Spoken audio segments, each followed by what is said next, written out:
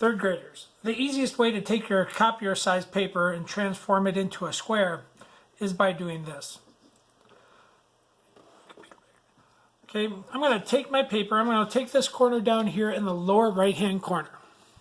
I'm going to fold that paper up like this into a triangle. You want to get it as even as you possibly can. If you're off a little bit, that's all right. It's not going to hurt anything. Once I have this formed, you can see that there's a triangle here. Okay, and we have this extra paper. We need to cut that extra paper off. Now, if you have grown-up scissors like I do, you may want to be careful. Have a older brother or sister or sibling help you, or one of your grown-ups in your house. We don't want anybody to cut themselves. So I'm going to line up my scissors with the edge of that folded triangle, and I'm just going to cut that paper off, that excess paper. This paper can get recycled, and this paper will be our square to begin our origami project.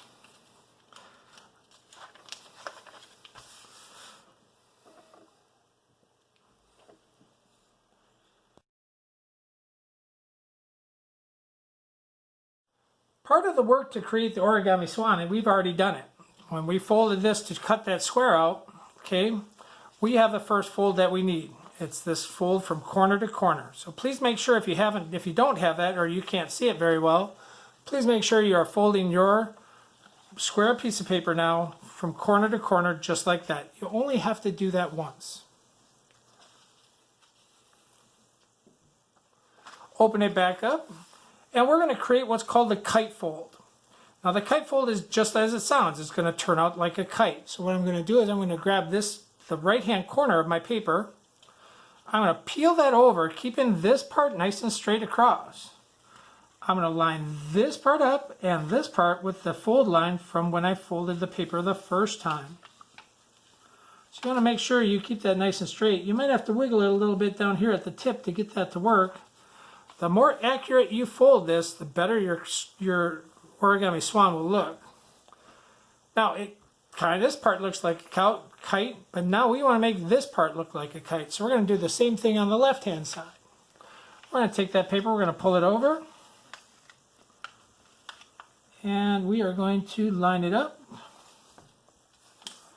and just fold it just like that. So now we actually have a shape that looks like a kite. And this is what they call the kite fold. The kite fold is a very popular fold in a lot of origami. So if you get into origami, you'll be well versed at making the kite fold. Okay, I'm going to take my kite fold and I'm going to flip it over so that these little flaps are laying down on the table. So now I don't have any flaps on the top of my kite fold. I'm going to do a secondary kite fold, making this kite fold even skinnier. So doing the same process of taking that corner and peeling it over, I'm going to go ahead and I'm going to make my secondary kite fold. Now you got to watch at the tip here because this, especially copy paper, doesn't really like it. Origami paper, if you've ever had origami paper is specifically made for folding. So it's very, very thin and it folds very crisp and very easily. Okay, I'm going to do the same thing I did on this side to the left side. I'll turn that a little bit, maybe you can see it a little bit better. Okay, and I'm going to bring that over, make sure that tip is nice and neat, and I'm going to fold that up. Now, on origami paper normally has a color on each side. Let me show you a sheet of origami paper. Now this is some crazy expensive origami paper. I picked it up cheap, so don't be too worried about it. It's got a foil side and it's got a white side. Okay, and I might show you some origami swans that I'll make here right at the end, just as a demonstration for you. Your origami swan then should have two little pockets right here.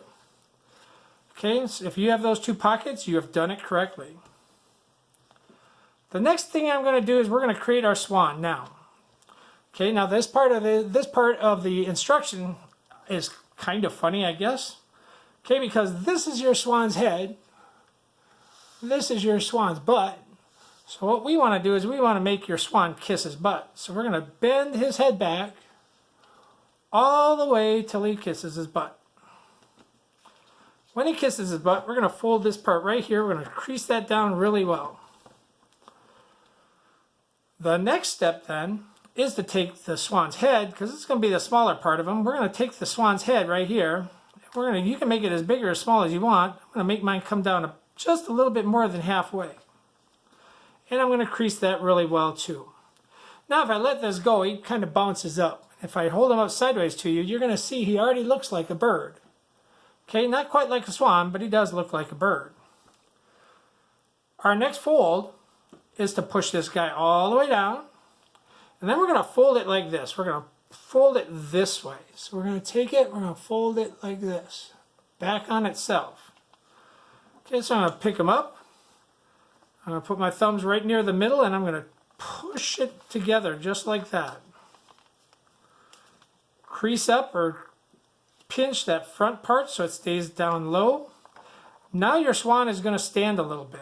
He'll stand up, or she'll stand up on the edge. Now it doesn't look like a swan yet, but you can see the head, we can see the neck, and we can see the body. So what we need to do is we need to pull the head and neck up so we can see the whole swan. So I'm going to go ahead, I'm going to pull that head up. Oops. I'm going to pull that head up just a little ways, not too far. And I'm going to pinch this again right here. Pinch that tight. I'm going to pull the head up just a little bit. Pinch that tight. Okay, and I'm going to grab my camera here in a minute. I'm going to show you our swan, but I'm going to open his belly up a little bit so he sits nice and even. And then I'm going to just angle my camera so you can see the swan itself. Third graders, here is your completed swan. Okay, so it's got its tail feathers, it's got its wing feathers, his neck, and his beak. Yours should look something very similar to that. If for some reason yours is flopping forward and it doesn't balance on his body, we have the neck is pulled back too far forward. So all you have to do is bend it back a little bit, pinch it right back here again, and then it should balance out and sit on his body. Okay, but that is the origami swan.